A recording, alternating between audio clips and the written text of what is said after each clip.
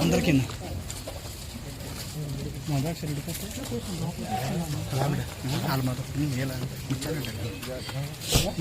చూడండి వేసినప్పుడు రాము అక్కడే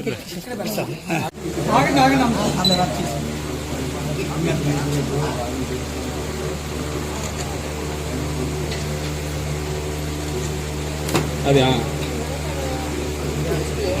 ఏం కనబడతాయి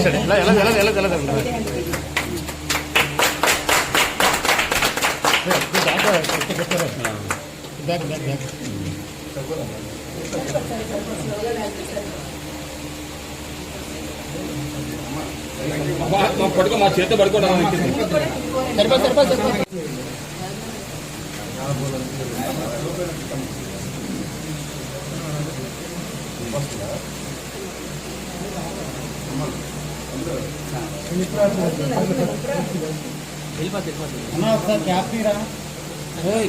లేదండి, మా మామగారిని చూసి చాలా రోజులు అయింది, నాన్నమ్మ గారిని చూసి. ఇప్పుడు ప్రతిసారి వద్దాం అనుకుంటున్నాం. ఇప్పటికి చాలా రోజులు అయిపోయింది, 4 సంవత్సరాలు అయింది ఇక్కడ నుంచి వెళ్ళి. ఒకసారి నాన్నమ్మని కలిసి, డాడీ కూడా ఎప్పటి నుంచి కలవాలంటున్నారు, ఫ్యామిలీ అంతా కలిసి. అందుకు రావడం జరిగిందండి. ఆల్మోస్ట్ 4.5 సంవత్సరాలు అయింది. ఎందుకంటే ఇక్కడ నుంచి గ్రౌండ్ దగ్గరికి ప్రాక్టీస్ అని చెప్పి టౌన్ షిఫ్ట్ అవడం అయింది. అక్కడికి వెళ్ళినప్పటి నుంచి మళ్ళీ India matches, IPL matches select అవడంతో ఇంక అటు నుంచి అటే ఇంటికి కూడా సరిగ్గా రావడం జరగలేదు. ఇంకే తుంగిలో రావడం అనేది ఇంక అస్సలు జరగలేదు. సో అందుకే 4.5 సంవత్సరాలు అయిందండి. చిన్నప్పటి నుంచి ఇక్కడే. కోచింగ్కి మాత్రం ఇక్కడి నుంచి రోజు డాడీ నేను బయలుదేరేవాళ్ళం. అదొకటే కొంచెం కష్టంగా అనిపించేది, ఎందుకంటే వైజాగ్ ట్రాఫిక్లో 1.5 గంట టైం పట్టేది వెళ్ళి రావడానికి.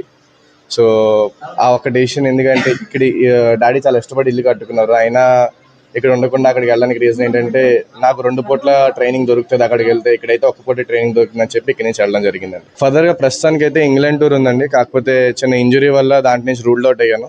ప్రస్తుతానికి 4 to 5 వీక్స్ అంటున్నారు. 4-5 వీక్స్ అయిన తర్వాత జింబాబ్వే సిరీస్ ఉంది, ప్రాబబ్లీ దానికి ఆడొచ్చు.